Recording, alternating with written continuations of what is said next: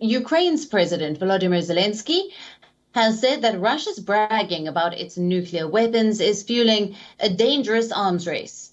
A few days into the invasion, Russian President Vladimir Putin ordered his country's nuclear forces to be on alert. Putin warned that if the West gets involved in Ukraine, then they will face never-seen-before consequences. And this brought to the fore a real nuclear threat in the 21st century. There is now a serious political debate in the world about what to do if Russia uses tactical nuclear weapons or other weapons of mass destruction, including chemical weapons. Zelensky made these comments during his virtual address at the Doha Forum. He told the members of Ukraine's history how the once nuclear advanced country had to let go of its weapons, how they were promised security and safety in exchange of its nukes. In the 1990s, Ukraine gave up the world's third largest nuclear arsenal. It was the greatest contribution to global protection against nuclear disaster that has ever been made. In exchange for this contribution, our state received written promises of security from the strongest states in the world, in particular from Russia.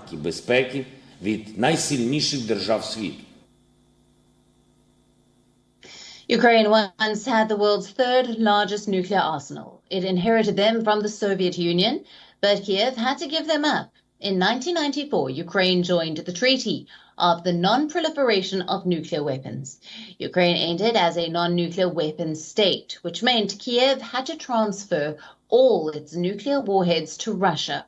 It also had to dismantle its strategic delivery vehicles. In 1996, Ukraine gave up its last nuclear warhead.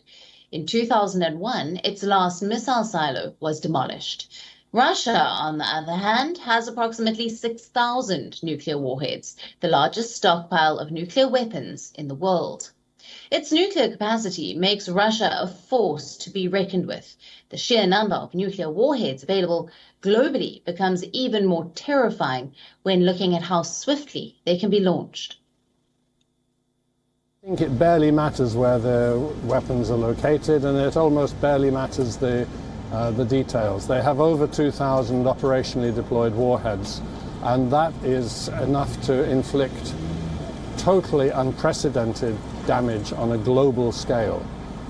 It's beyond what is imaginable. For more insight on this, we are being joined live by Russian affairs expert Fred Weir from Moscow. Good evening to you, Fred. Thank you for being with us.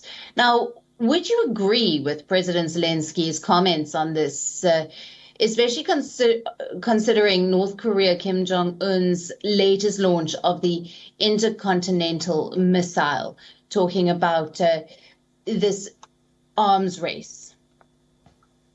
Well, I remember the 1990s pretty well, and it was a joint effort. The United States basically bankrolled it to dismantle the nuclear forces, former Soviet nuclear forces that were left in Ukraine, Belarus, and Kazakhstan. They all participated. They all had no use for those weapons because all the nuclear keys, the technicians were in Moscow. So it's a bit of a stretch to say that Ukraine had been a nuclear weapons power. Otherwise, Mr. Zelensky's point is quite right.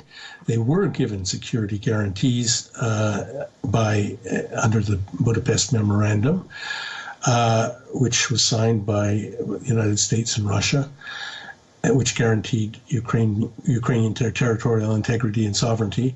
The Russians did quite rudely violate that in 2014 when they annexed Crimea, and what they're doing now is like way beyond the scope of all that. But Mr. Zelensky bringing up nuclear weapons really isn't very pertinent. We know that Russia has the world's largest stockpile of nuclear weapons, and some world leaders believe Putin to be nuclear volatile. Putin has warned that if the West gets involved in Ukraine, then they will face never-seen-before consequences.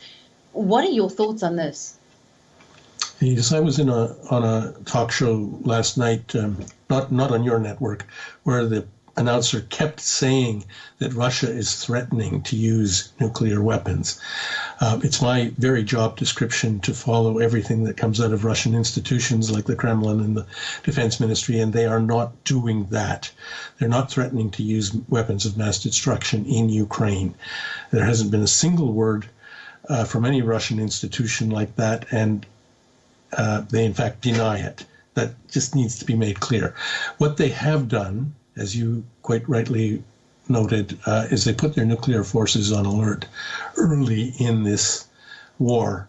And they have done that, and they have reiterated that if the West gets involved, that is through a no-fly zone or peacekeepers or the sorts of things that are being bruited about in the West, maybe to get involved on Ukraine's side, that will immediately put Russia in collision with NATO forces. And the Russian nuclear doctrine does stipulate that under certain circumstances, if there's an existential threat to the Russian state, they could make first use of nuclear weapons. By the way, the American military doctrine is quite similar. Nobody has a no first use policy, unfortunately, in this reckless world. But the Russians are playing this game of brinksmanship, and it's very dangerous, a little bit reckless. But clearly, their message is to the West, not to Ukraine, with these nuclear alerts. That is, stay out of Ukraine. Mm. And Fred, what kind of an impact could this rhetoric have then on global stability in terms of security? Oh, I think this war is a disaster on every level. However it turns out, in Ukraine, European security is already deeply undermined.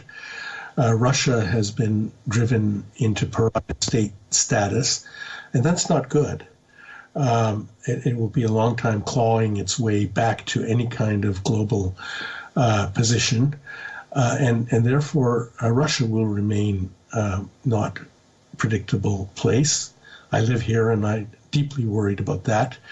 But also the realignment of global, powers.